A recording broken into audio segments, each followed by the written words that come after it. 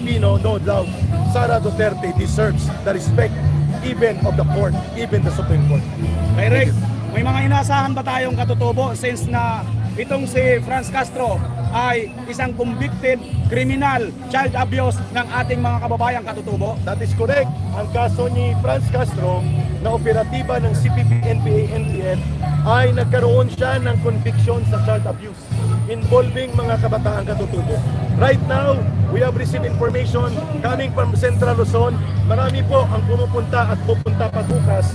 Hanggang po ito sa weekend, tuloy-tuloy ang mga katutubong pamayanan. Some are coming from Mindanao. Some are coming from Central Luzon and as far as Northern Luzon. Tama po yung tanong mo, Brother Bemar. There are now indicators na sumasama na ang mga mamamayang katutubo sa panawagan sa reforma at pagbabago sa nabubulok na administrasyon ni Mr. Marcos. Eric,